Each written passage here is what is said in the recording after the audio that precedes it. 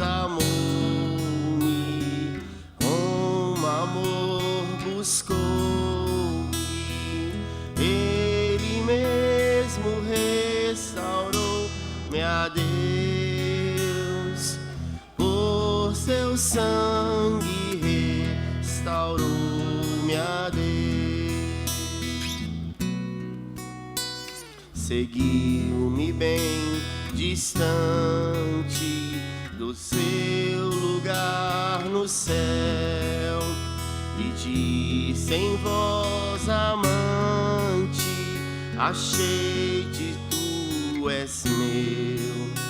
Jamais senti tão grande amor como o amor do meu pastor. Sim, Jesus amou-me, com amor buscou-me, Ele mesmo restaurou-me a Deus, por seu sangue restaurou-me a Deus.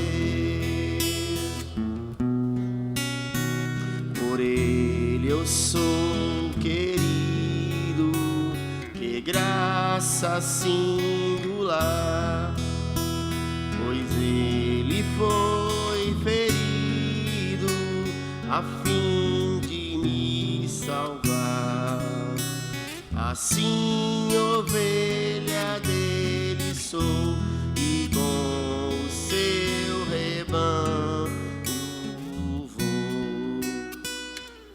Sim, Jesus amou-me, com amor buscou-me, Ele mesmo restaurou-me a Deus, por seu sangue restaurou-me a Deus. Prossigo alegre agora, Deus dá poder cabal e graça salvadora, protege-me do mal. O bom pastor comigo está, meus passos ele guiará. Sim, Jesus amou. Sim, Jesus amou-me, com amor buscou-me, Ele mesmo restaurou-me a Deus, por seu sangue restaurou-me a Deus.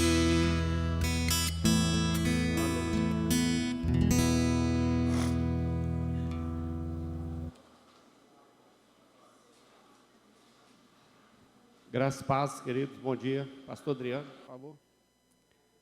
Nós já vamos passar a palavra ao pastor Adriano, que vai ministrar sua vida sobre liderança. Estamos encerrando essa semana o tema liderança e ele vai concluir o tema com vocês. Amém. Graça e paz do Senhor. Queria te convidar a abrir a palavra do Senhor no livro de Neemias, do capítulo 1.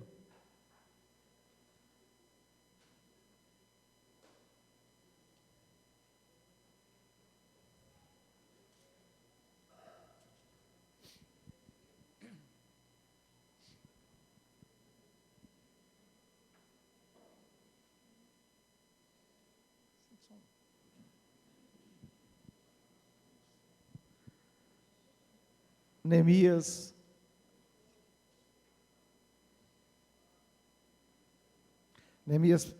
capítulo 1, versículo de número 4 em diante. Pode ficar sentado mesmo. Nós vamos falar hoje da liderança cristã baseada no livro de Neemias. Ok? Todos acharam? Se tiver alguém sem Bíblia perto do seu lado, aí compartilha com ele. O versículo 4 em diante diz que sucedeu que, ouvindo eu estas palavras, assentei-me e chorei e lamentei por alguns dias, e estive jejuando e orando perante o Deus dos céus e disse: Ah, Senhor, Deus dos céus, Deus grande e terrível, que guardas o conserto e a benignidade para com aqueles que te amam e guardam os teus mandamentos. Estejam, pois, atentos os teus ouvidos e os teus olhos, abertos para ouvirdes a oração do teu servo, que eu hoje faço perante ti, de dia e de noite, pelos filhos de Israel, teus servos, e faço confissão pelos pecados dos filhos de Israel, que pecamos contra ti, também eu e a casa de meu pai pecamos. De todo, nós nos corrompemos contra ti, e não guardamos os mandamentos, nem os estatutos nem os juízos que ordenaste a Moisés, teu servo. Lembra-te, pois, da palavra que ordenaste a Moisés, teu servo, dizendo: Vós transgredireis, e eu vos espalharei entre os povos. E vós vos convertereis a mim, e guardareis os meus mandamentos, e os fareis então, ainda que os vossos rejeitados estejam no cabo do céu, de lá os ajuntareis e os trarei ao lugar que tenho escolhido para ti, para ali fazer habitar o meu nome. Estes ainda são teus servos, e o seu povo que resgataste com a tua grande força e com a tua forte mão. Ah, Senhor, estejam, pois, atentos os teus ouvidos à oração do teu servo e à oração dos teus servos que desejam temer o teu nome, e faze prosperar hoje o teu servo, e dá-lhe graça perante este homem. Então era o copeiro do rei. Amém?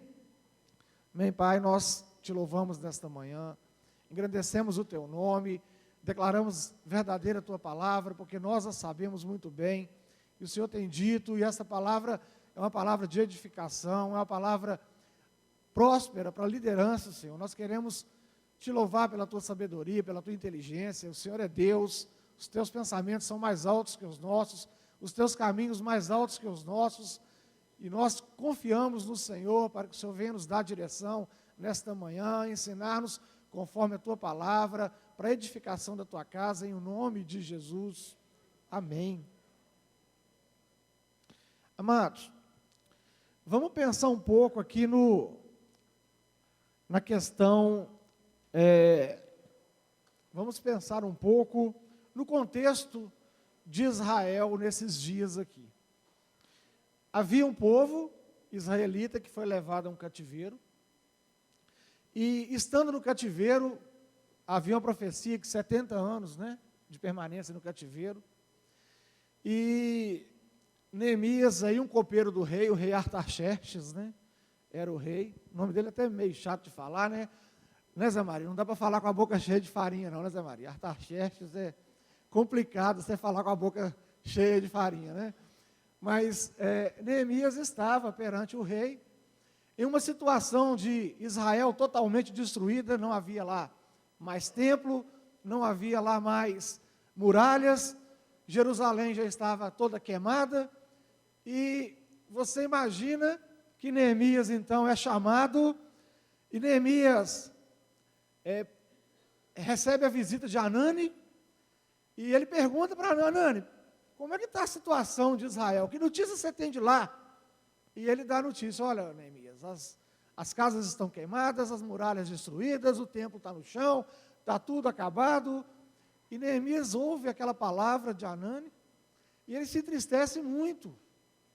E essa parte que falamos aqui, que lemos, conta exatamente o momento de angústia de Neemias, em que Neemias vai para o joelho, mediante essa resposta, ele vai para o joelho e busca a Deus.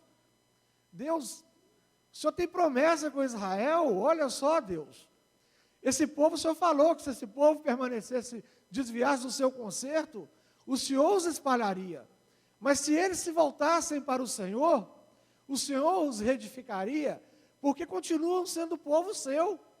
Eles eram agora filhos pródigos sofrendo o martírio de um cativeiro, por causa de terem desviado dos caminhos do Senhor.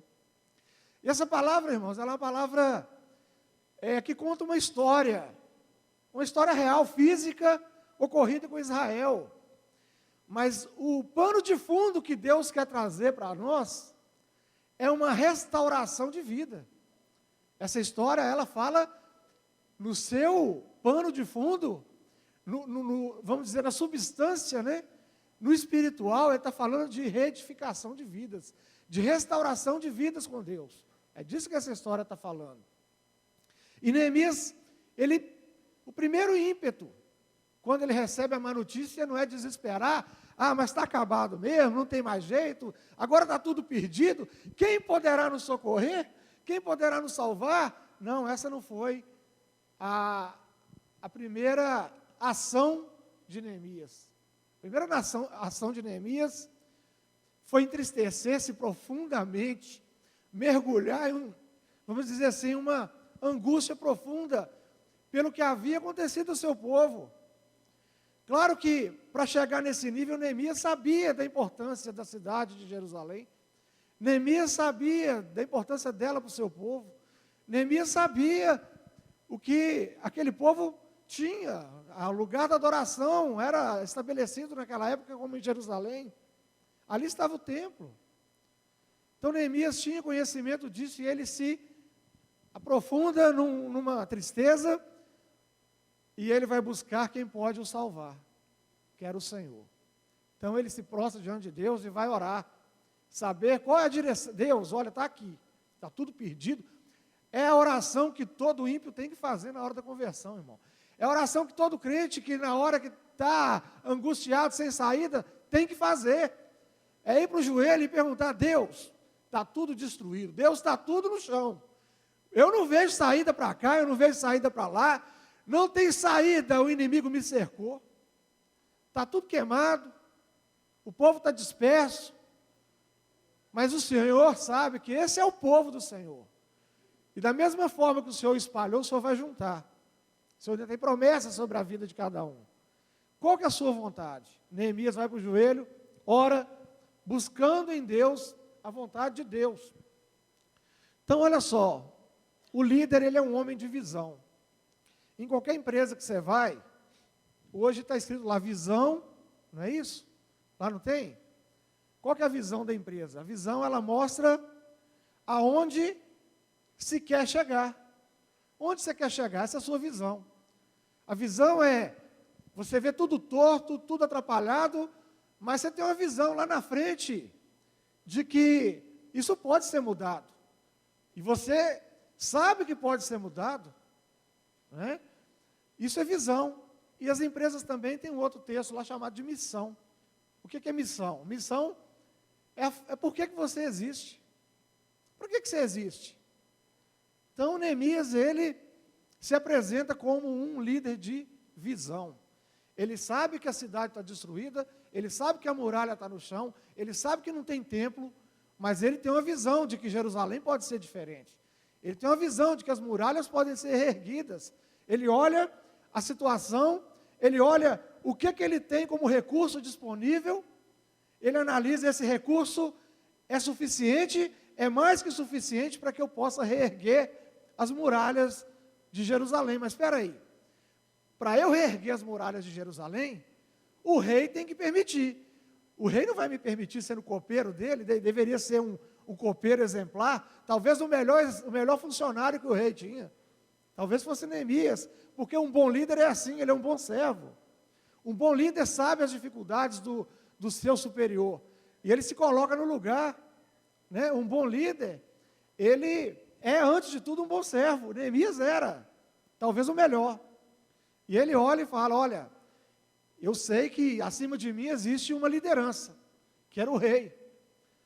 E eu preciso da autorização, da bênção dessa liderança, para que eu possa ir e reedificar as muralhas de Jerusalém. Eu não posso sair daqui por minha própria vontade e fazer minha própria história. Eu preciso de que o rei me abençoe. E ele certamente deve ter orado para que Deus tocasse o coração do Artaxerxes, né? Ô rei, me libera aí, né, o rei? Me ajuda, Senhor, toca o coração desse rei para que ele possa me liberar. Eu tenho recurso, o povo está aqui. Existem todas as condições para podermos reedificar as muralhas de Jerusalém. Mas se o Senhor não tocar o coração do rei, não vai adiantar nada. E Neemias poderia conversar com o rei. Mas essa mudança de pensamento, ela vem de dentro para fora. E quem trabalha o homem é melhor de dentro para fora, senão Deus. Não é isso? Então ele era um homem de visão. Ele sabia que poderia, né? Ele poderia chegar onde ele desejava. Então o líder, irmãos, ele tem que ter visão, né? O líder sabe que ele pode chegar além. Imagina aí, vocês pensam que não, Hitler tinha visão, uma visão torta, mas uma visão que não combinava com a maior parte de nós, mas era a visão dele é que o povo ariano, o povo alemão pudesse dominar sobre toda a terra, é a visão dele. E ele tinha uma missão, e ele queria chegar lá. Hitler tentou? Ele fracassou, graças a Deus, mas ele tentou. Ele tentou pôr em prática a sua visão, né? Ele viu, isso é possível. Ele acreditava. Hitler acreditava. Nós assistimos muitos filmes aí de Olimpíadas na época do nazismo, em que eles colocavam, claro, que os atletas arianos acima de qualquer outro, como raça superior, como lugar que ninguém pudesse vencer. Aí você via muitas nações ocidentais com atletas destacando, e isso era um pesadelo para os alemães. Mas ele tentou, ele creu nisso. Então vejam a situação terrível que estamos, né? Jerusalém em ruínas, as suas portas foram destruídas pelo fogo. Vamos reconhecer ou reconstruir os muros de Jerusalém, para que não fiquemos mais nessa situação humilhante. O líder, ele sempre leva as pessoas a buscar uma situação, em segundo ponto, melhor do que em primeiro ponto. Então você estava numa situação aqui X, a situação para onde você vai, ela tem que ser melhor do que a situação onde você estava. O líder tem que ter essa visão no sentido de melhorar. Amém? Então qual que é a situação, né? A situação é a cidade destruída, um povo com autoestima muito baixa. Você estava no cativeiro, escravo da Babilônia, você ia esperar o quê? Não é isso? E o povo humilhado, um povo sem nação, um povo tem origem, mas estava longe das suas origens, não é isso? As muralhas destruídas. O que significava muralhas, irmãos? Qual a importância de uma muralha numa cidade naquela época? A muralha é aquilo que representava o primeiro limite daquela localidade. A limitação era feita através de muralha, e segundo, era para resistir ao inimigo, às invasões do inimigo. Então, se não tem muralha, não tem limite, onde que vai, onde que termina, e nem onde que começa. Em compensação, não existia a definição, daqui para dentro o inimigo não entra. As muralhas representavam isso.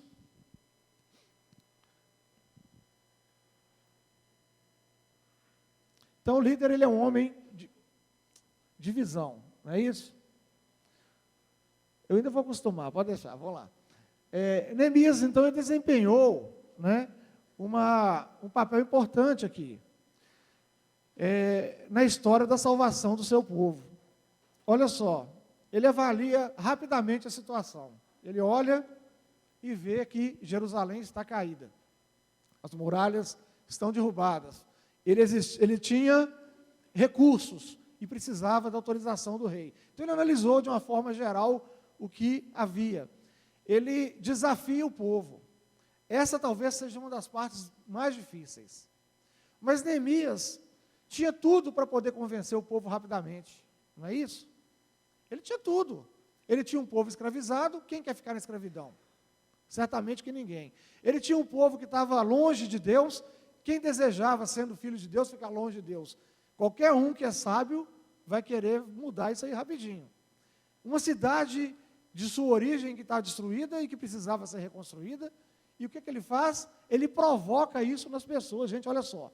Se eu conseguir que o rei me libere e libere vocês, para a gente construir e reedificar Jerusalém, e reedificar as muralhas, quem concorda de ir?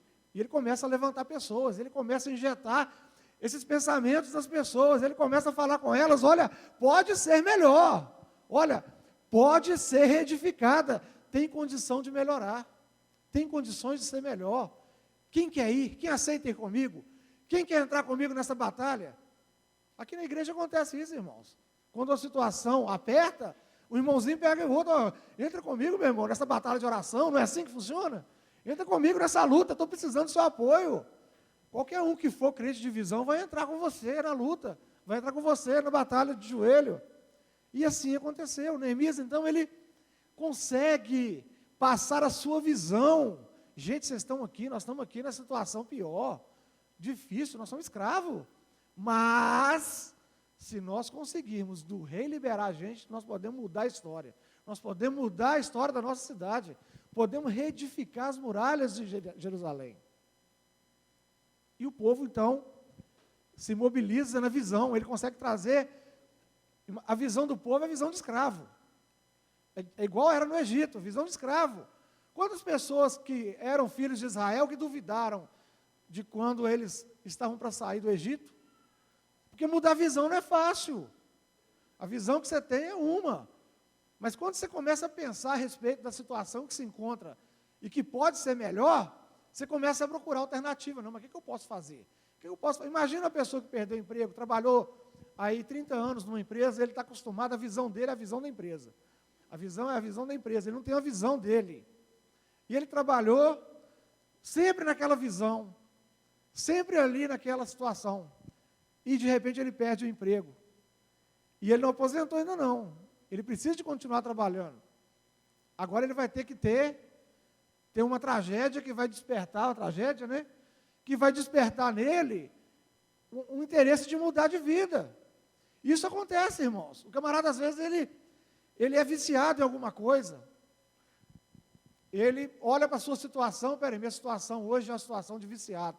O que está acontecendo comigo? Eu estou roubando meus pais, eu estou vendendo tudo para comprar a droga que eu uso, eu estou destruindo a minha vida, a vida das... Ele começa a olhar a situação dele. E ele vê com a situação de miséria. Mas ele tem uma visão. Peraí, mas se eu fizer isso, eu vou ser melhor. Mas se eu fizer isso, eu vou mudar. Mas eu não tenho força. Aí ele busca Deus, e Deus dá força. E ele vence, e ele se torna melhor. Amém? Estou falando viciado, mas é qualquer um que está no pecado, desviado de Deus. Ele está numa situação de pecado, de desviado, de afastado. E ele reconhece que é pecador, que é miserável, que ele não é digno de nada. Ele se humilha perante Deus e Deus o acolhe. Porque é um coração quebrantado e contrito, não desprezará o nosso Deus, não é isso? Então, olha só, duas grandes qualidades que o líder cristão deve ter, né? O líder do reino deve ter uma visão clara. Ele tinha visão de que podia ser melhor. Mas vamos esclarecer esse negócio. Vai ser melhor como? Como que nós vamos fazer? E ele também se sente profundamente comprometido com a sua visão. Ele se comprometeu. Irmãos, essa é a maior dificuldade que eu falo que existe para a pessoa ser líder. Quando você pergunta assim, por que você não quer ser líder? Ah, não, líder tem muita responsabilidade, não quero mexer com isso não. Por que você não quer ser líder? Muita responsabilidade. E, infelizmente, nós estamos vivendo um mundo que nem os pais querem assumir a responsabilidade dos filhos. E olha que eu estou falando de coisa muito importante, hein? O pai assumir a responsabilidade pelo seu filho, isso é coisa primária. Até os animais fazem isso. Os animais não são racionais, eles só têm sentimento e vontade. Você tem sentimento, vontade e tem razão. Você pensa. Não era de se esperar que fosse melhor? Hoje os pais estão entregando para os avós a criação dos filhos, né? Ou quando acha avô, né? E quando não acha. Então, isso é compromisso. E Neemias, ele se comprometeu, ele assumiu a responsabilidade. Se um líder chama uma pessoa e fala, olha, eu quero que você faça isso, isso, isso e isso. Se der errado, a responsabilidade é de quem? Do líder. Responsabilidade não delega não, tá? A responsabilidade é sua. A Dilma Rousseff, eu só vou estar dando de exemplo. Né? Não estou falando aqui para que está certo ou está errado. Mas, quando esse tanto de coisa que está acontecendo aí no governo, Eles estão responsabilizando quem por isso? É a Dilma. Vocês acham que ela tem responsabilidade? Gente, ela é líder do negócio, hein? Claro que tem. Hein? Isso é inerente, não tem jeito de você fugir disso não. Hein? Então, se existe um governo, as coisas daquele governo dão certo ou dão errado, se dá certo, claro que as pessoas colaboraram para dar certo, mas quem vai ver, vai ser visto como que resolveu o problema. É o líder. Mas também, se der errado, quem é? É o líder também. Então, responsabilidade ele não delega.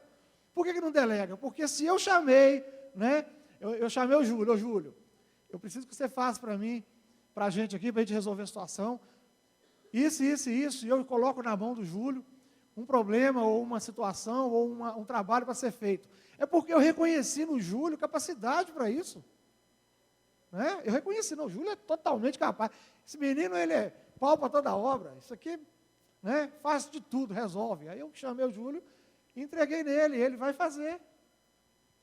E a responsabilidade continua sendo minha. Porque eu vi nele capacidade para isso. Amém? E você tem que ficar alegre, meu irmão. Jesus viu em você capacidade de evangelizar o mundo. Olha para você ver. Você acha que é pouca coisa? Jesus viu em você, olha. Igreja Batista Shalom. Vocês têm capacidade, eu vou colocar essa obra na mão de vocês. Amém? Você tem capacidade, Deus viu isso. Então, líder cristão com uma visão clara. O que é um líder com uma visão clara, né? Não é possível ser líder sem visão.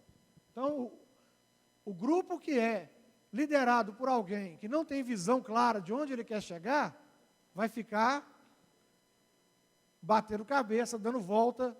Outra coisa que vai acontecer, vai se gastar muita energia e talvez muito dinheiro para não se chegar a lugar nenhum.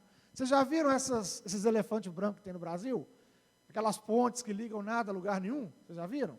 Está cheio, não está? Às vezes o camarada faz a ponte para depois fazer o rio, né? Não é assim? Sem planejamento, sem visão. Gastou dinheiro e não vai resolver nada. Não vai ajudar ninguém. Ninguém vai usar aquilo. E quantas pessoas trabalharam nos bastidores para fazer o projeto, para fornecer o material, para contratar trabalhadores? Quantas pessoas fizeram isso? E não vai dar em nada. Não vai dar em nada. Então, quando não se tem visão, gasta-se energia à toa. Trabalha-se muito e colhe-se pouco. Né? Colhe-se pouco. Quantas pessoas que, eu já ouvi testemunho de missionário que chega num lugar e ele chega lá e quer resolver do jeito dele. Aí ele começa a montar suas estratégias, ele começa a trabalhar e não consegue ganhar nenhuma alma, ele fica decepcionado, triste, aborrecido com aquilo. Consegui ganhar nenhuma alma, eu trabalhei tanto. Ele esqueceu de ler o primeiro capítulo de Neemias. A primeira coisa a fazer é ir para o joelho, buscar a direção de Deus. Irmãos, quem conhece o pastor Robson, que foi trabalhar lá na Índia? Quem já ouviu falar? O pastor Robson foi trabalhar na Índia.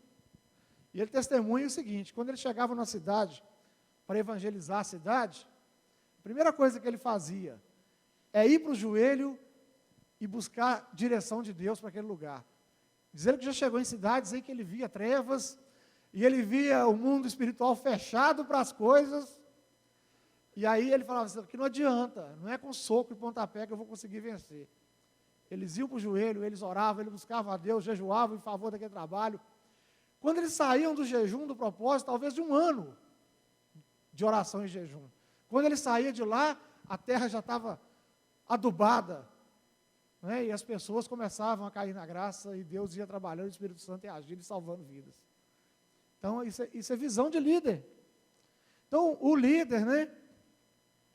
A visão dele decorre de duas coisas. Primeiro, uma profunda insatisfação com a situação presente.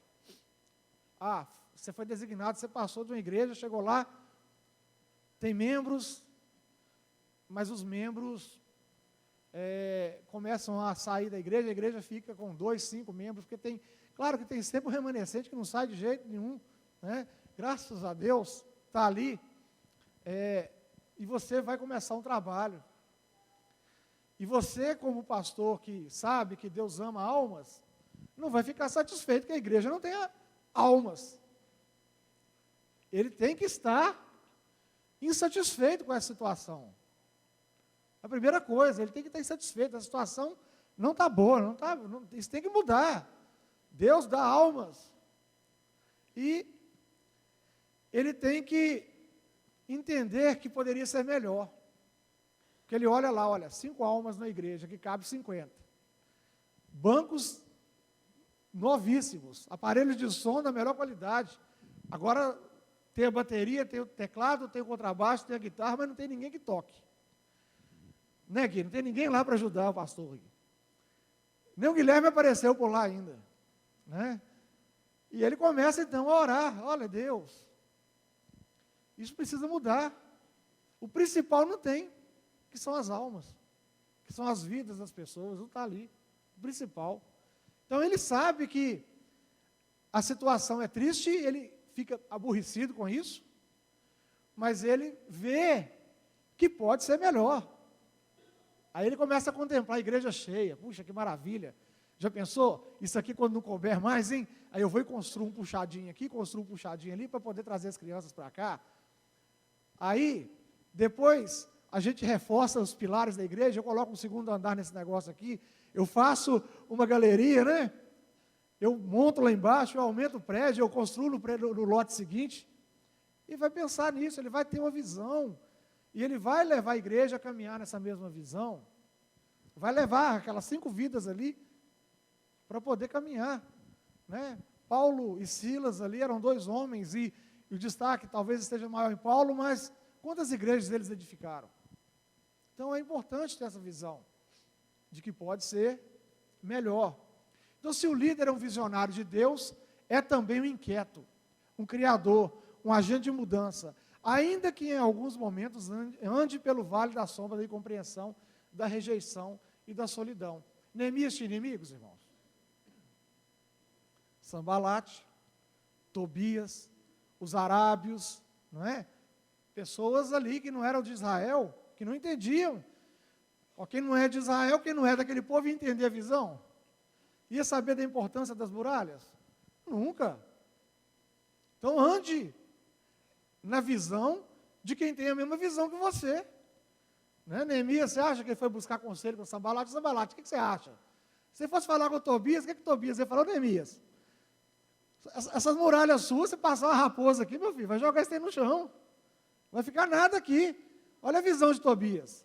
Neemias ia entrar em visão com Tobias? Não, ele vai procurar pessoas que têm a mesma visão. Agora, vocês podem ter certeza que Sambalate e Tobias conseguiram tirar muitas pessoas da visão. Tá? Neemias, você está querendo construir essa muralha aí, mas Sambalate e Tobias falar que não vai dar certo, não. Estou achando que esse trem vai dar errado mesmo. Neemias, só uma precaução, essa muralha tem uns 3 metros de largura, mas você não acha que vale a pena a gente fazer ela com pelo menos uns 6, não? Esse trem é uma raposa, derruba esse negócio, moço. Né? Você imagina o que é uma muralha de 3 metros de largura para uma raposa. Mas acontece, irmãos. Isso é só para mostrar a profundidade da luta espiritual que qualquer um de nós aqui tem quando nós decidimos fechar as muralhas da nossa vida.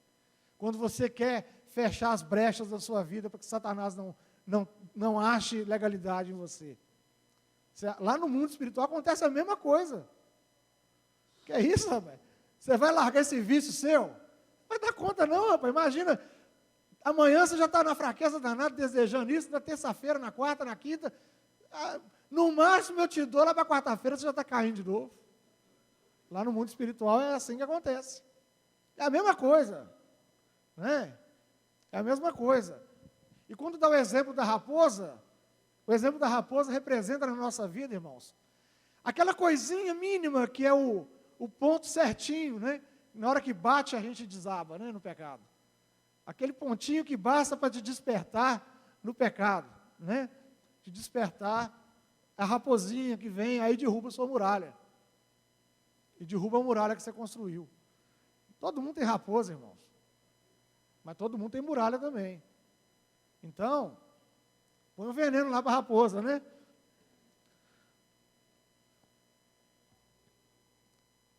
Então, olha só, o líder com visão, ele tem aqui, né? Não basta que Deus dê visão, Deus cobra comprometimento. Deus te deu visão de ser pai? Tem compromisso. Deus te deu a visão de ser mãe? Tem compromisso. Deus te deu a visão do emprego melhor? Tem compromisso. Não é no trabalho para onde você vai, não. É no que você está fazendo agora. Né? É assim que funciona. Deus te deu a visão de que você vai ser cheio do Espírito Santo, você vai ganhar muitas almas para Jesus? Tenha comprometimento. Faça igual Neemias. A obra do muro de Jerusalém para Neemias era a obra da vida dele. Ele estava, vocês têm dúvida que Neemias estava disposto a dar a vida por aquele negócio ali?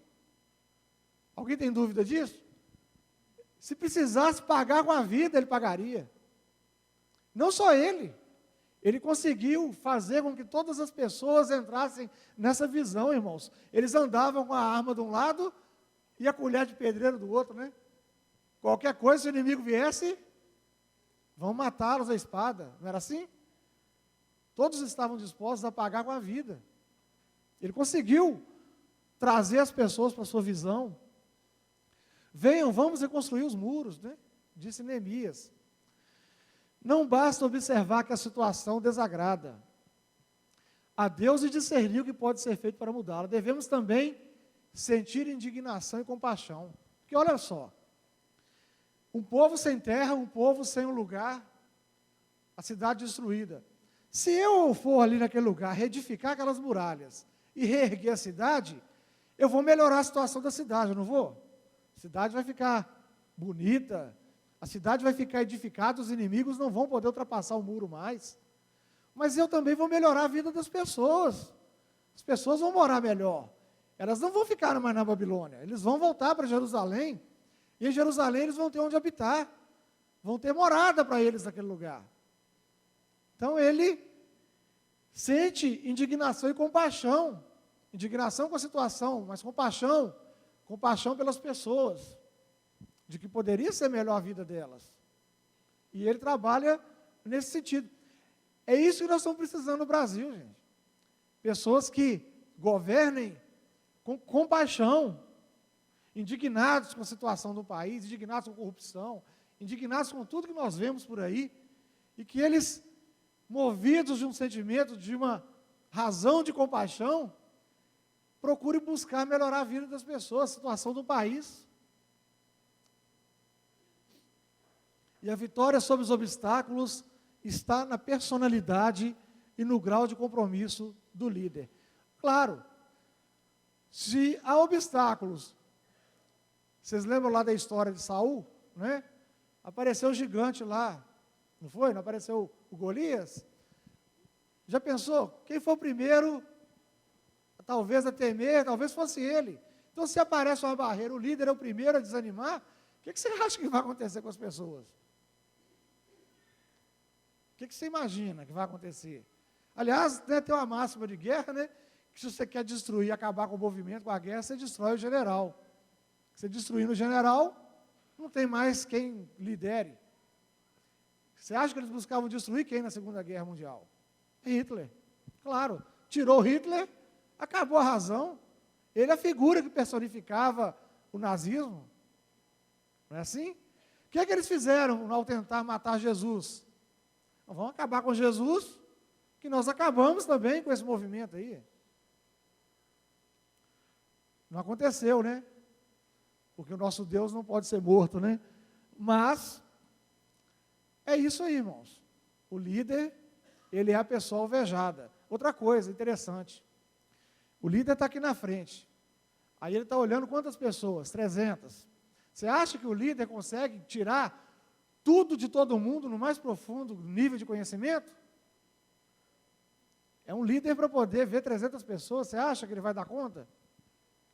Agora, são quantas pessoas olhando o líder? É mais fácil, não é? Aí o líder tem que andar fininho mesmo, porque tem muita gente olhando para ele. Pensaram? Por que Satanás quer destruir a liderança? Porque causando escândalo na liderança, muitas pessoas vão atrás. Vocês já ouviram falar disso aí? Quantas pessoas desviaram do evangelho porque o líder foi atingido, irmãos? Quantas? Até ímpio que não tem ligação nenhuma com você no reino ainda. Usa isso para justificar o seu desvio. Usa isso para justificar que não vem para Jesus, porque é a mesma coisa. Eu estou falando escândalo do líder, mas qualquer escândalo lá fora é isso que faz. Provocam. Quando Jesus fala assim, olha, aquele que perder a sua vida por amor de mim, achá-la-á. Perder a vida por amor de Jesus é aí, é nesse momento aí.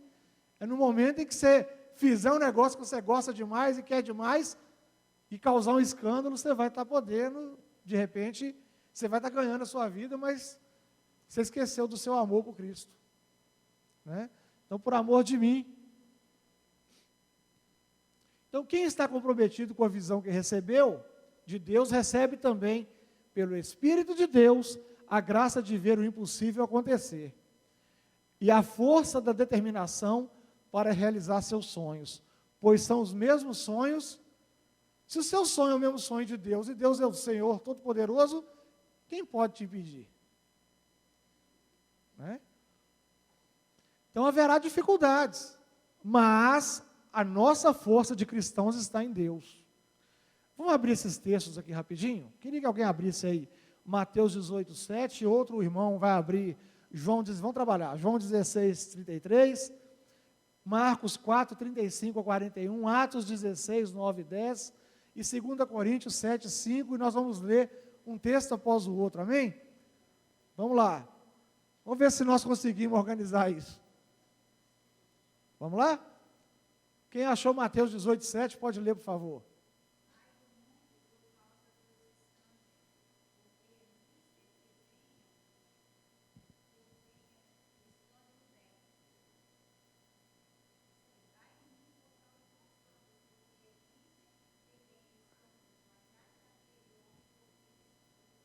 Amém? É dentro disso que nós estamos falando, né? É inevitável que venham escândalos. Isso vai acontecer. Mas ai daquele sobre o qual vier o escândalo. Né? Ai daquele. Por quê? Porque Satanás, o que ele mais quer é escandalizar. Já pensou assim, para edificar Jerusalém, chama Neemias, e de repente Neemias, lá na frente, irmãos, minha visão estava atrapalhada, eu acho que eu estava enxergando uns 5 graus a menos, esse negócio não vai dar certo não, vamos parar por aqui, larga do jeito que está, vamos voltar para a Babilônia que é melhor.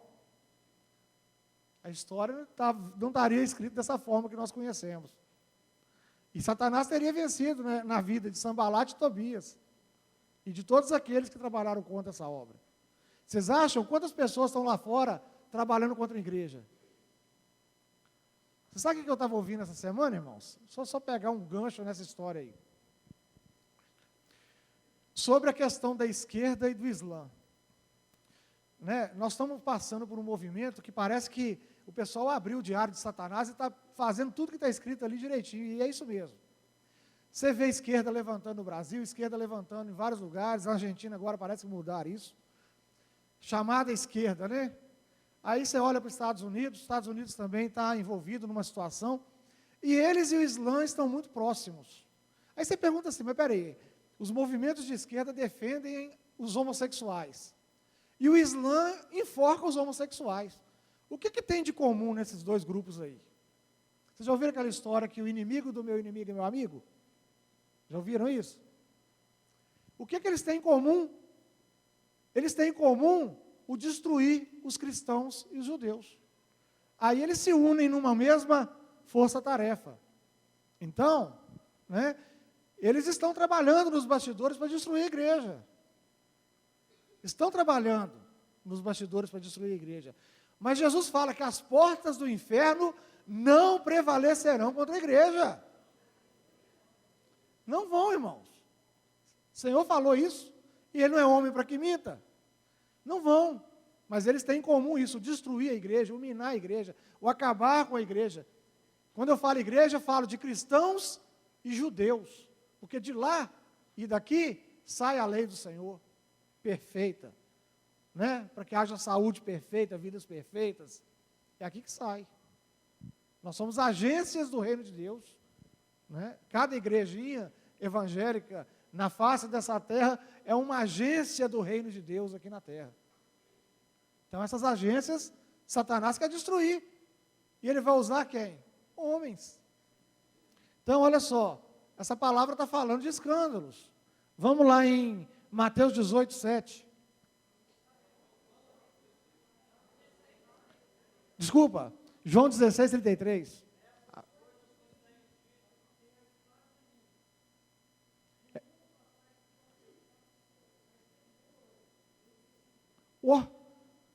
É isso que está aí, irmão? Eu achei que vem para Jesus que você não vai ter mais problema, não é isso que está escrito aí, não? Você vai ter carro novo, casa nova, você vai ter... Irmão, acabou seus problemas. Não é isso que está escrito aí, não? No mundo tereis aflições, né? Mas tem de bom ânimo, eu venci o mundo e você vai vencer em Cristo. Amém? Marcos 4, 35 a 41.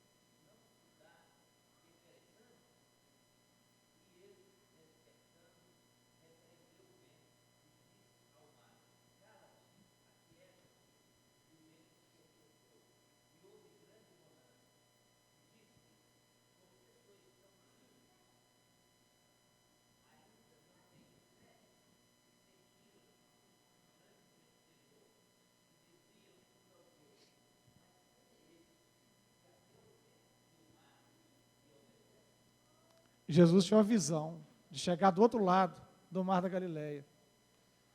E os homens vão naquela visão. Só que eles não compreenderam a totalidade da visão de Cristo. Que eles iam chegar do outro lado. Mas de repente veio uma tempestade para afundar o barco, que poderia afundar. Essas são as dificuldades. Mas Jesus estava no barco, ele acalmou a tempestade e eles chegaram do outro lado. Amém? Então espere, porque você vai chegar do lado. Irmãos, se esse texto foi escrito em grego, né, o Novo Testamento foi em grego, mas se ele tivesse sido escrito em hebraico, a palavra que ia estar escrita ali era Eber. Você sabe o que significa hebreu? Hebreu vem de Eber, que vem de Ever, que significa passar para o outro lado. Quem vai passar para o outro lado? Nós já passamos para o outro lado. Vocês são hebreus, de certa forma. Porque você largou o pecado e veio para o lado da graça. Amém? E nós, então significa aqueles que passam para o outro lado. Então, eu estava de um lado do mar, passei para o outro lado do mar. Eu estava de um lado do Jordão, passei para o outro lado do Jordão. Então, essa é a história nossa. Né? Nós, de alguma forma, somos hebreus, né? Porque nós passamos para o outro lado. Amém? Então, significa isso. Vamos lá agora em Atos 16, 9 e 10.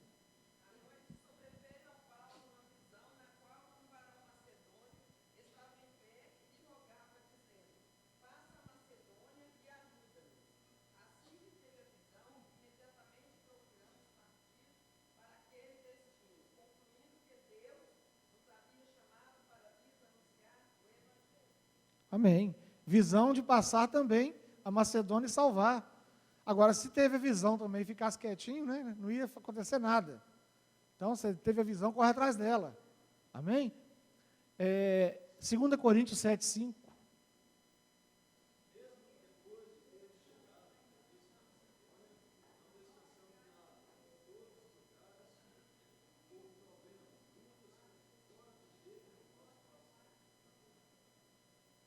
Amém. Então, gente, aí está falando vários textos, né? Sobre dificuldades, sobre lutas e também vitórias dentro da visão. Então, se Deus deu visão, a visão de Deus está acima da visão de Neemias, não está? Está acima da sua também. Acredite nela.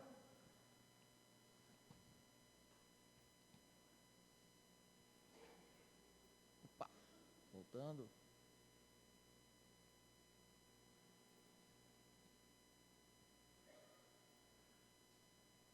Então, olha só, a fé do líder é sempre o ingrediente vital.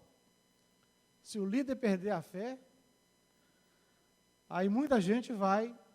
Israel, quando foi lutar com o gigante, apareceu um homem de fé chamado Davi.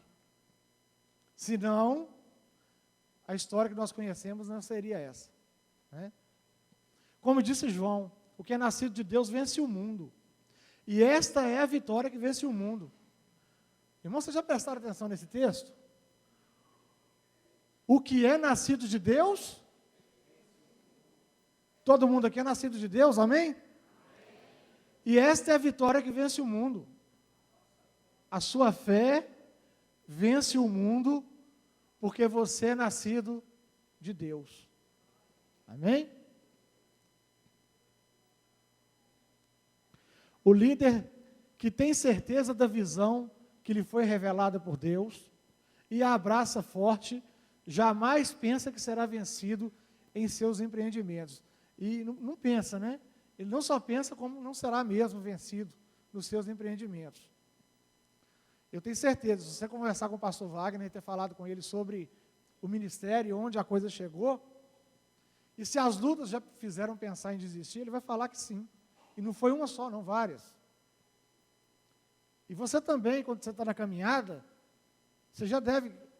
Eu tenho certeza, irmãos, eu posso afirmar isso, que todos aqui já tiveram em algum momento da sua vida desejo de voltar. Todos nós. Né? Um dia eu saí daqui e falei assim, vou parar com esse trem, negócio de ser crente, gente, não vai dar. E eu passei uma luta muito grande para estar onde eu estou. Eu perdi um filho afogado da piscina da minha casa. Mas eu já pensei também nisso. Um dia eu saí aborrecido e falei, puxa Deus, é muito difícil você manter a integridade para que as pessoas olhem para você, é muita responsabilidade, as pessoas vão te cobrar, e um ou outro você vai acabar escandalizando, e eu não quero ser cobrado disso não, eu vou fugir desse trem, esse trem não serve para mim não. Aí eu peguei o carro, fui dar um passeio lá no shopping, na hora que eu estou lá, assim, parado num canto, lá isolado, olhando para os cantos, aí vem uma palavra que está lá em Salmo 139, né, que diz assim, Senhor, tu me cercaste em volta. Aí você começa a olhar em volta, peraí, eu vou sair, mas eu vou para onde? Senhor, para onde irei eu, se só o Senhor tem as palavras de vida eterna? Tem jeito mais não, meu filho. Né? Conserta, põe o pé no trilho e vamos caminhar. Não tem jeito de fugir mais, você não tem jeito mais. Isso é igual um anzol, irmãos. Depois que entra, para sair é difícil demais, viu? Não tem jeito. Quando você decidiu largar a sua vida de pecado, largar o mundo, para caminhar com Jesus, eu quero te dizer, você não tem volta mais não. Não tem volta para você mais. Seu destino é Jerusalém. Amém? É Jerusalém que desce do céu, né? Tem saída para a gente mais não. Não tem.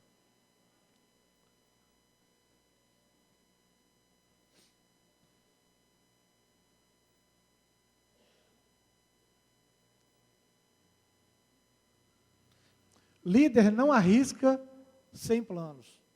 Então, não existe aquele ato heróico, né? Eu vou entrar de qualquer maneira. Se dependesse de Pedro, Pedro faria isso, né? Pedro, se falar com ele que tinha que fazer um negócio, já desembaiava o facão, a bainha, né? E já ia dar um jeito na situação. E o sanguíneo, ele faz muito isso, né? De agir de imediato, de bate-pronto, né? Mas a gente tem que aprender, e isso é um problema do brasileiro, tá? O brasileiro não gosta de planejar as coisas. O brasileiro é daquele tipo, tem que fazer isso, isso, isso. Ele já passa a mão na enxada, já passa a mão nos negócios, já quer resolver o problema. A gente é muito dado a essas coisas, irmãos. Nosso planejamento é nenhum, praticamente. Então, líder não pode arriscar sem planos, né? Tem que ter planos. Aquele que vai construir, edificar uma casa, ele tem que sentar primeiro e ver quanto que ele ganha, o que ele vai comprar, o que ele vai precisar, para não passar vergonha, né? Depois de começar uma obra e não conseguir terminar. Isso é bíblico, né? Então, olha só. Então, orei ao Deus dos céus e respondi ao rei. O líder cristão busca a ajuda de Deus e das pessoas. Então, Neemias fez isso. Ele sabia que não podia fazer sozinho, buscou oração, orou diante de Deus para que Deus pudesse estar, né, trabalhando nesse sentido, e buscou o rei, porque sabia que dependia da visão do rei, da liberação do rei para agir. Então ele busca Deus e busca também as pessoas, os liderados também, né? O líder cristão pode ter certos desejos, certas vontades, certos sentimentos de querer agir dentro daquilo que está pensando em sua mente e sentindo em seu coração. Mas será um perigo ir para a luta sem buscar de Deus a informação que o inquieta. O camarada às vezes tem um sonho, uma visão mirabolante, enorme, maravilhosa, e está até de acordo com o que Deus quer. Mas, se não buscar Deus, você vai agir no lugar errado. Essa passagem que foi lida aí, passa a Macedônia e nos salva. Não tinha lugar mais perto ali, com gente precisando ser salva, não? E talvez, não, já estamos aqui mesmo, né? Vamos pregar o evangelho aqui. Mas a visão de Deus foi outra, não. Salta a Macedônia, passa por ela. Na Macedônia tem gente para ser salva, mas você vai salvar depois. Passa e vem salvar esse povo aqui, ó. O desejo de Deus naquele momento era aquele povo, não era a Macedônia.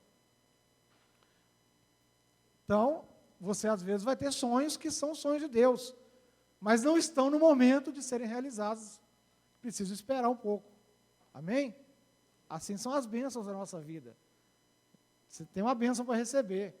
Está demorando, né, Sara? O filho que eu te prometi. Mas você vai esperar o meu tempo. Aí Sara não espera o tempo de Deus e arruma Ismael e está confusão até hoje aí. Né? Então é assim. Sem a revelação de Deus, qualquer ministério pode ser traído pelas motivações traiçoeiras da alma e se tornar um desserviço a Deus. Irmão, se Sara pensasse isso, hein? Olha, eu estou arrumando um descendente para Abraão através de Agar.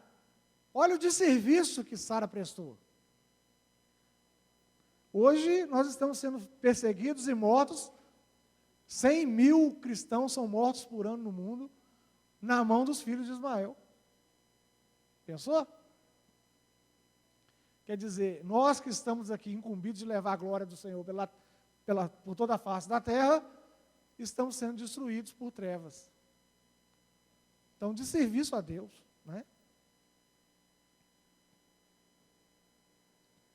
Veio a resposta à sua oração. O que me pedes agora, Neemias?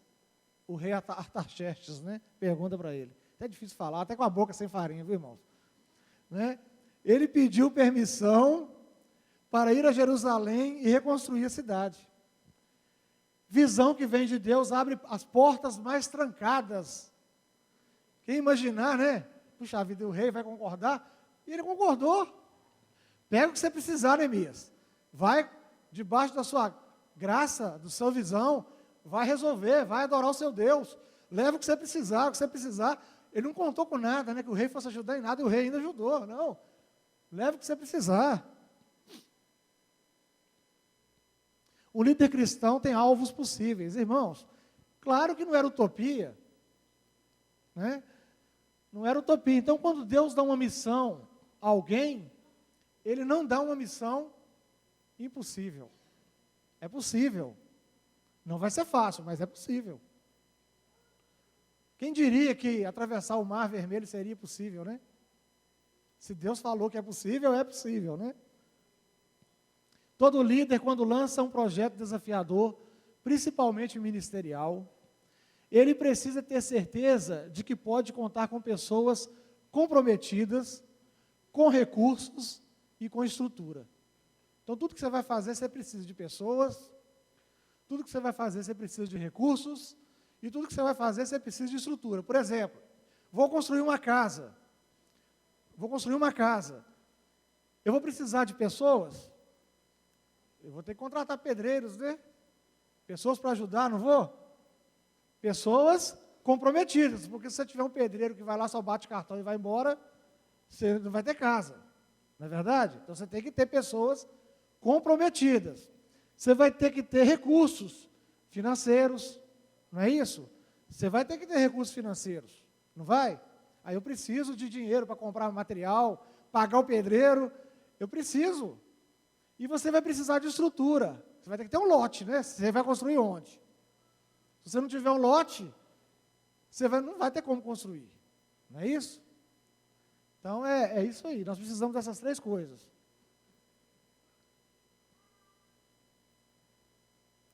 Vai dar certo. Então, quando o líder cristão tem alvos possíveis, né? Ainda.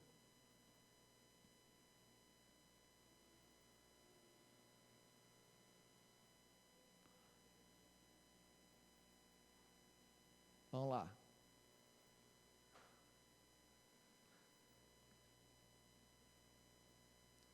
Então não é uma missão impossível, né? Precisa de estrutura. Então Neemias precisou fazer planos. Logo que chegou a Jerusalém, ele decidiu fazer um reconhecimento pessoal da situação, saindo à noite para examinar os muros de Jerusalém. A verdadeira liderança inclui visão e ação, sonhos e planos.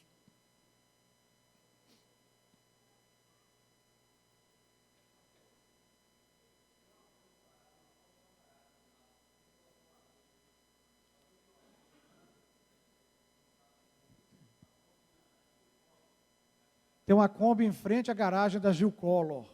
Algum irmão está aí com a Kombi, está parada na frente da garagem, eles estão pedindo para tirar.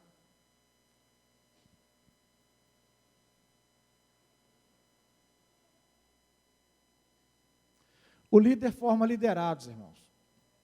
O pastor Wagner vai ficar na igreja para sempre? Eu vou estar aqui? Alguém vai estar aqui? Algum irmão que trabalha em alguma liderança de departamento vai estar aqui para sempre? Graças a Deus que não, né?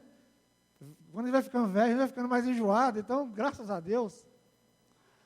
Então, né, vai precisar de pessoas, sempre vai precisar de pessoas novas, pessoas que precisam ser treinadas para substituir, para poder absorver o trabalho. Então, o líder, ele tem que formar liderados. E o líder que acha que se o seu liderado é melhor que ele, está errado, não é não.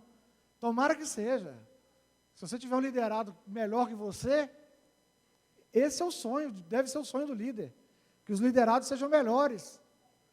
Porque, olha só, irmãos, o que Jesus falou? Jesus falou que aquele que crê em mim fará obras. Jesus falou isso. Você já parou para pensar num negócio desse? Fazer obras maiores que ele? Mas ele falou que é possível. Pensou? Então, se ele que é o Senhor, nunca ousou temer que pessoas que pudessem fazer obras maiores surgissem, nós é que vamos temer isso? Senão, irmão, vamos ser igual Saul.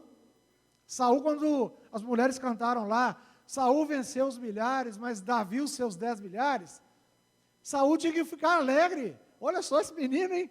Esse menino vai longe, hein? Porque a visão não é de Saul, a visão do reino. Então, quando nós vemos pessoas se destacando, o reino crescendo, nós temos que ficar felizes. Porque nós somos cooperadores no reino, não brigões entre si. E é difícil, né? Porque a vaidade sobe, né? Porque que sentimentos vêm e a vaidade, ela não é fácil. Né, mulheres? A vaidade, e os homens hoje também são muito vaidosos, né? Vaidade não é fácil. Né? Eu estava... não, depois eu conto essa história é interessante. Mas, irmãos, a vaidade, ela atrapalha. Saul queria a honra para ele. Ele não teve a visão de reino. Se ele tivesse visão de reino, ao ver Davi sendo vitorioso, ele ia concordar. Olha que bom, hein? Né? Que bom. O menino está levando o reino. Aliás, eu te digo que Saul não teria perdido nem o reinado, se ele tivesse na visão de reino, né? Começa por aí. Então, Neemias compartilhou sua visão e ação, sonhos e planos. Venham, vamos reconstruir os muros. Vamos reconstruir. Ele dividiu trabalhos e dividiu responsabilidades. Mas estava tudo na mão dele, né? Responsabilidades no sentido de você coordena esse grupo, você coordena o muro do lado norte, você coordena do lado sul, mas a responsabilidade total da obra era dele. Suas qualidades de coordenação estavam acompanhadas de motivações e estímulos. Assim, todos estavam com ele. A história declara que os liderados estavam junto a ele e ao seu lado. Você pegar aí, você vai ver isso. Estavam ao seu lado e junto a ele, estavam na mesma visão. Né? A visão de Neemias era tão grande que quando ele estava lá em cima, trabalhando, que Sambalate chama, né? Vem cá, nós queremos conversar com você. O que ele fala? Não posso sair daqui porque estou fazendo uma obra muito importante. E não tem obra mais importante na nossa vida, irmãos, do que a salvação. Então você está imbuído nessa obra. Então se Satanás te convidar e te dar alguma coisa, te chamar de onde você está para você vir conversar, não posso ir, eu estou numa obra muito importante. Amém? Você está numa obra importante.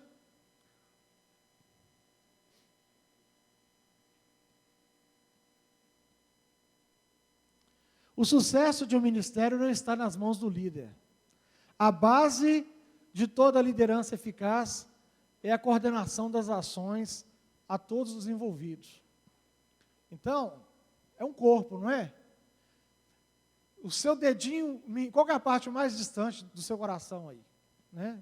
Pega essa parte mais distante do seu coração e pensa naquela artériazinha que leva sangue lá naquele lugar. Se o sangue não chegar lá naquele lugar, o que vai acontecer? Vai morrer, não vai? Então, o líder tem que fazer chegar isso. E chegar informação, irmãos, é mais difícil que sangue, viu? É mais difícil fazer informação chegar em todos os locais, é difícil demais. Principalmente porque tem muito ruído, né? Às vezes você fala A aqui, chega Z, né? Lá no finalzinho. Não é? E esse Z dá tanta confusão, irmãos. Vocês imaginam? O Z dá confusão, viu? Então, fazer informação chegar não é fácil. Precisa, tá? Neemias empreendeu com 2 itens de sucesso: coordenação e cooperação. Se não tiver ordem, não vai. Se ninguém ajudar também, não vai não. Tá? O grande achado de Neemias, que é também de qualquer liderança madura, é que ele trabalhou com os que estavam dispostos a trabalhar para o Senhor e conseguiu realizar o que muitos julgavam impossível. Irmãos, aqui dentro dessa igreja existem os melhores pregadores do Brasil? Os melhores palestrantes do Brasil? Não estão aqui. Os melhores líderes estão aqui? Talvez você se ache também incapaz. Talvez você olhe para você e fale assim, eu sou incapaz de fazer isso. Ah, isso aqui é só Deus me transformando mesmo para eu fazer, porque não tem jeito não. Mas eu quero te dizer que Deus trabalha com os que estão... Isso é a mão de obra. Você está caçando o melhor pedreiro para fazer a sua casa. Ele é o mais caro também, mas é o melhor. Se você não achar ele, você vai ficar sem fazer casa? Você vai ficar sem morar? Você precisa de morar, ué. Você vai achar 1 segundo, meia colher lá, mas você vai contratar um cara para fazer a casa, não vai? Você vai ficar aborrecido, né? Não saiu melhor, mas você vai contratar, porque sem casa você não vai ficar. Então, talvez você ache que você é incapaz. Você não é o melhor, você não está preparado, você é incapaz de fazer grande obra. Mas Deus conta com você, desde que você esteja disposto a trabalhar. Amém? Então, que isso não seja um empecilho na sua vida, para você ficar no banco, irmão. Nunca. Aí eu não sei falar, pastor. Moisés falou isso também. Olha a obra dele. Né? Ah, eu não consigo não, isso aqui não dá para mim não, isso é grande demais. Mas se você se dispuser, Deus conta com você. Amém? Aquele que vier a mim, de maneira nenhuma, lançarei fora. O pastor Wagner também não lança não, viu, irmão? Pode ter certeza, viu? Então vamos lá, outra razão de sucesso de Neemias pode ser visto na aprovação que ele demonstrou para com os obreiros. Então, na hora que você fala com a pessoa que você tem um sonho, irmãos, isso é bom demais, não é? Você já pensou? Olha só a diferença. Você tem um sonho, você tem uma visão, e a pessoa que você mais ama, a pessoa que você compartilha tudo com ela, você chega para ela e fala assim, olha, eu estou com vontade de fazer um negócio. O que é que você está com vontade de fazer? Olha, o meu sonho é fazer isso, e chegar ali. Aí a pessoa do seu lado vira e fala assim, puxa, que maravilhoso, que legal, eu posso te ajudar?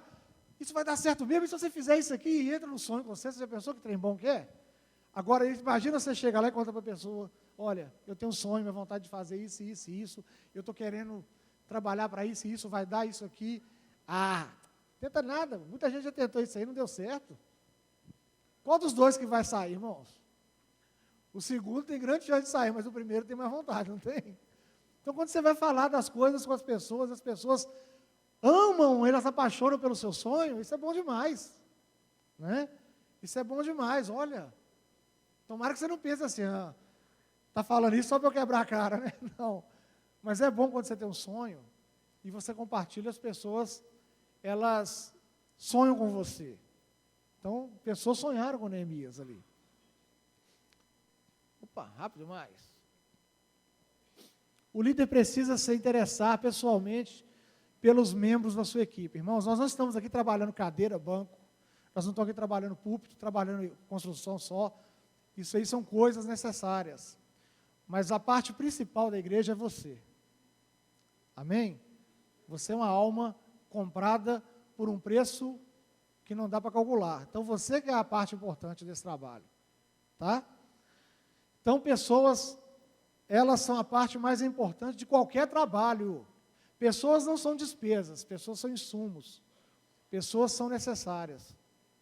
Neemias sabia a especialidade de todos e onde todos trabalhavam na obra. Então, você tem que conhecer o liderado, saber em que ele é melhor.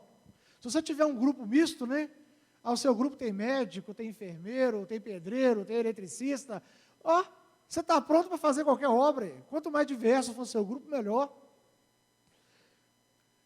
Cyril Beber disse, quem trabalha para o Senhor não pode ficar esperando reconhecimento. Reconhecimento vem de quem? Mas, isto não é desculpa para que o líder não dê honra a quem merece honra. É claro, todos nós sabemos que quem vai nos presentear é o Senhor, nós estamos trabalhando para o Senhor. Mas se o líder te reconhecer porque você fez um bom trabalho, é bom, não é? É bom isso. Cada um continuou ocupado, cada um sabia o que esperava dele, não é isso? Cada um terminou aquilo que começou. Então termine o que você começar.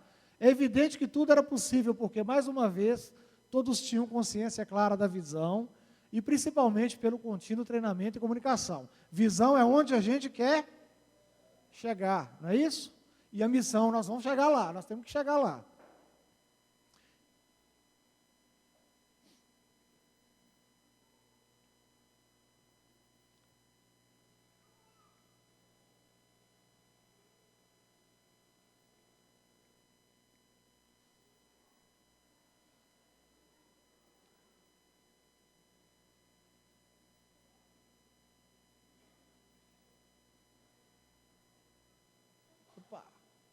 Acho que é isso aí. Vamos lá.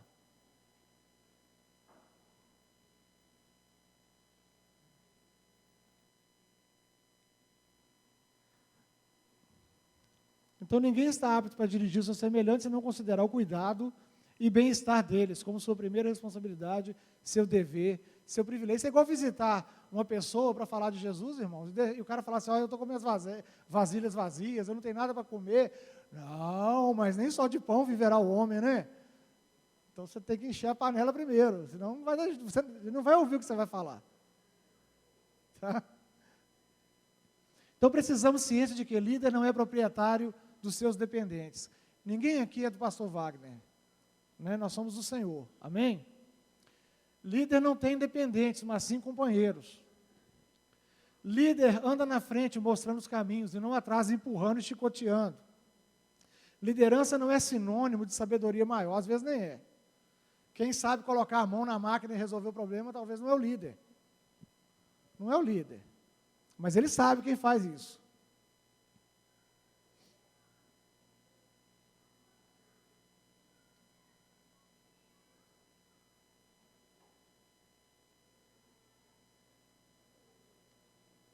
A sabedoria do líder é saber explorar a sabedoria de seus companheiros liderados. Saber explorar não é aqui no intuito de aproveitar-se dela ou tirar proveito, não. É o proveito no sentido de que a pessoa qualificada é aquela. É conhecer. Todas as nações vizinhas perceberam que essa obra havia sido executada com a ajuda do nosso Deus. Olha que legal. Quando você fizer uma grande obra para o Senhor, Quem estiver olhando vai saber, olha, essa obra aí é só Deus mesmo. Né? Neemias sabia que retroceder no trabalho do reino seria traição à confiança que o Senhor depositara nele. Ó, se Deus te chama, meu irmão, e coloca uma obra na sua mão, e você não faz, se Deus colocou e você não fizer, você tem que sentir que, se eu não fizer, eu vou trair quem? Quem que você vai trair? Deus, porque Deus confiou que você era capaz daquilo. Tem que pensar isso, né? Quando alguém se dispõe a fazer a obra de Deus, deve estar preparado para enfrentar. É mesmo? É difícil, irmão, fazer a obra de Deus, não é? Logo vem que é um monte de dificuldade, tem responsabilidade. Não é isso?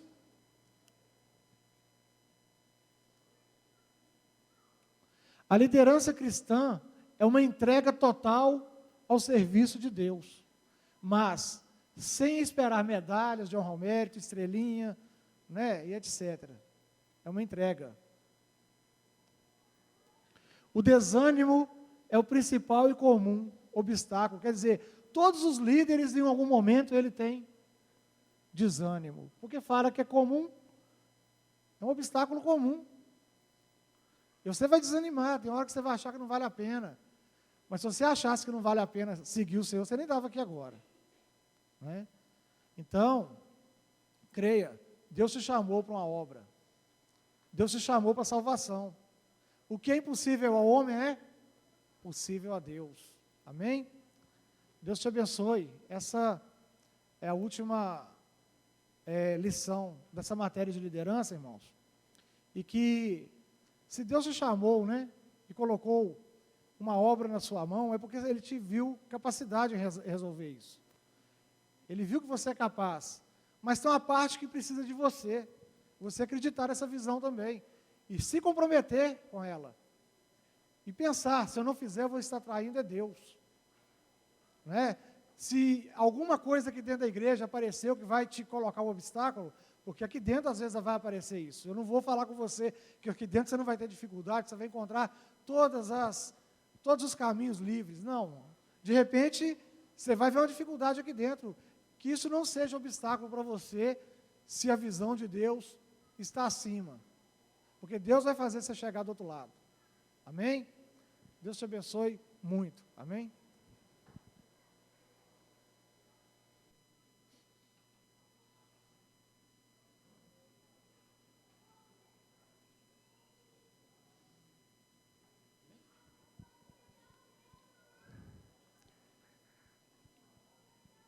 Glória a Deus. Vamos ficar de pé, vamos orar, clamando ao Senhor para que aquilo que o Senhor nos colocar para fazer, que nós possamos ter a disposição e liderar segundo a vontade do Senhor.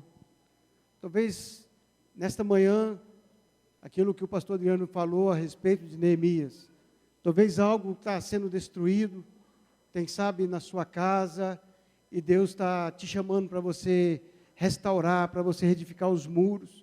E muitas vezes nós achamos que não tem nada para nós liderarmos. Mas você lidera o seu casamento, você lidera a sua casa, a sua família. E eu quero te desafiar nesse momento a você clamar ao Senhor, buscar o Senhor para que o Espírito Santo de Deus te capacita para você vencer as barreiras, dificuldade e colocar a liderança que Deus tem colocado sobre a sua vida em ação. Amém? Feche os teus olhos. Começa a falar com o Senhor. Senhor, eu me coloco à disposição. Pai, nós estamos aqui, ó Deus, como igreja do Senhor, Deus, para que o Teu nome venha a ser glorificado, exaltado, engrandecido nas nossas vidas, Senhor. Pai, nesse momento eu quero colocar cada vida aqui diante do Senhor, Pai querido. Ó Pai, que cada um possa liderar, ó Deus, a sua casa, Deus, o seu casamento, a sua família, Deus, com a direção, com a orientação do Teu Espírito Santo, ó Pai. Sabemos que enfrentamos barreiras, sabemos que enfrentamos as dificuldades, Senhor. Sabemos que algumas coisas, Deus, possam estar ruídas nas nossas vidas, Deus, mas que o Senhor possa nos dar disposição, Pai, como o Senhor deu disposição a Neemias, Senhor. Que o Senhor possa nos levantar como o Senhor levantou a Neemias. Que nós possamos ter compaixão e condoer, ó Deus, com aquilo que está sendo destruído ao nosso derredor, Senhor. E que nós possamos levantar como valente, como líder, Deus, do qual o Senhor tem nos chamado, ó Pai. Ó Pai, em nome de Jesus, que o Teu Espírito Santo possa capacitar cada vida aqui nesta manhã, que cada um possa sair daqui convicto, Deus, e saber que no Senhor Ele é capaz, que no Senhor eles vão alcançar, Pai querido, que no Senhor o Senhor vai dar sabedoria, vai dar a direção, Senhor, vai dar estratégia, Senhor, vai dar planos, projetos para ser colocado em ação, Pai. Nós clamamos ao Senhor, agradecemos ao Senhor, Deus, por esta palavra, Senhor, agradecemos ao Senhor, Deus, porque nós possamos colocar em prática, Deus, tudo que foi aprendido aqui nesses dias, Pai. Nós oramos agradecido em nome de Jesus, em nome de Jesus, amém? Pode se assentar. Nós vamos ter a apresentação agora das nossas... Pode subir. Mônica.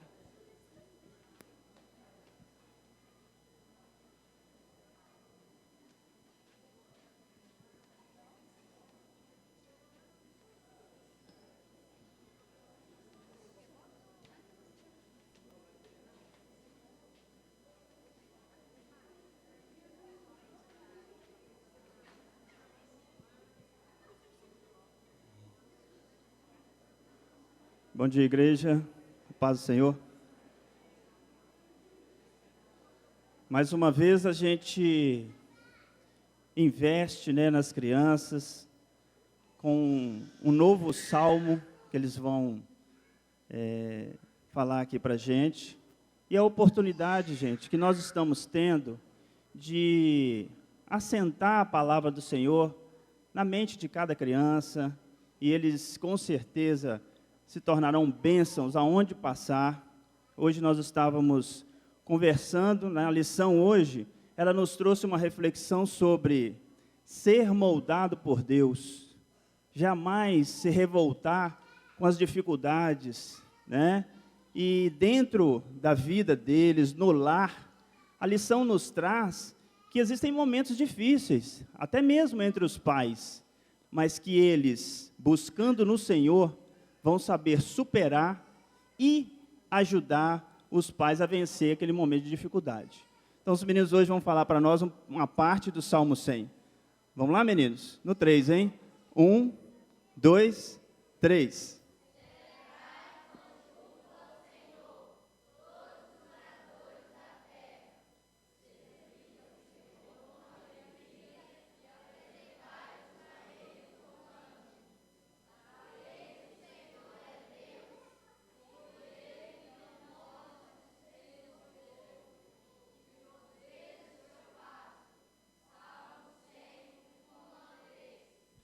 Amém. Glória a Deus. Amém. Parabéns.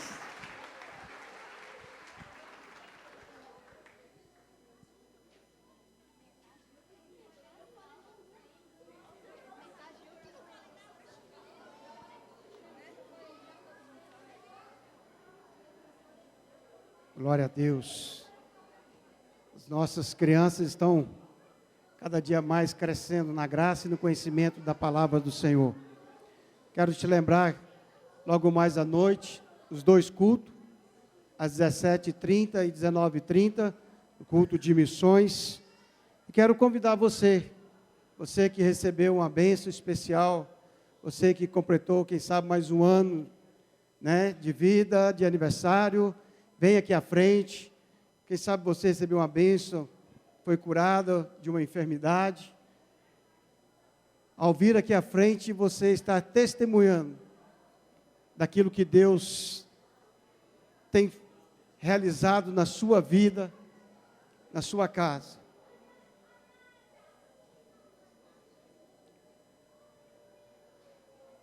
Pastor Robson completando mais um aninho de vida, né, Pastor Robson? 60, mas está com a cara de 70, né? Que maravilhas. Vamos ficar de pé?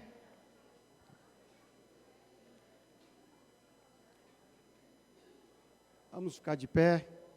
Aproveitar que o pastor Robson está completando mais um aninho, nós vamos pedir ele que ore ao Senhor nesse momento.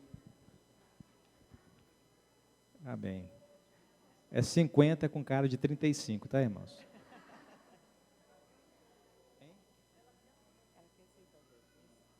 Glória a Deus. Tem uma jovem aqui que hoje quer aceitar Jesus. Que presente de Deus para o reino de Deus.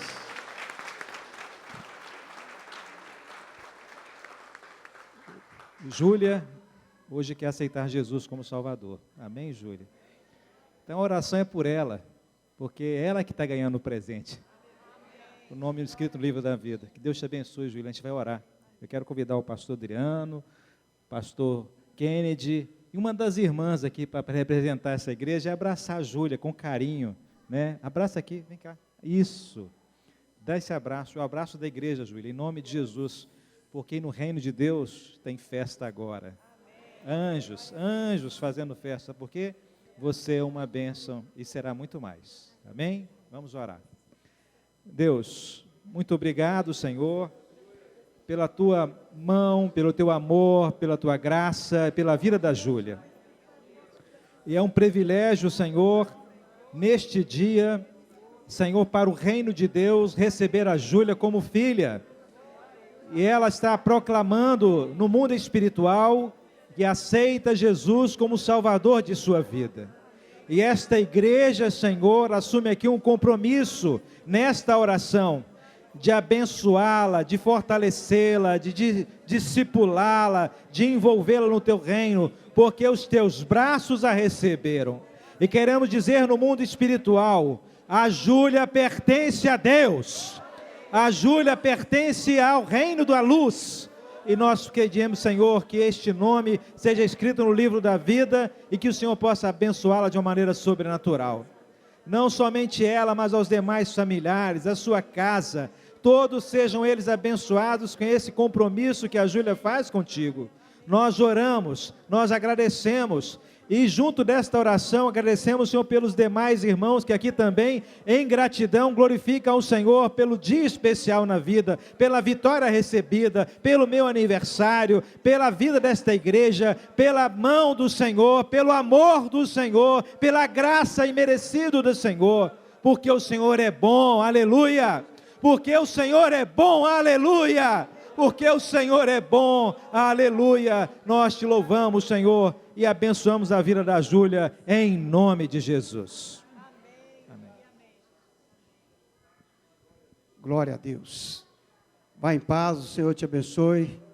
Cumprimente o irmão que está do seu lado, não esquecendo dos 2 cultos logo mais, em nome de Jesus.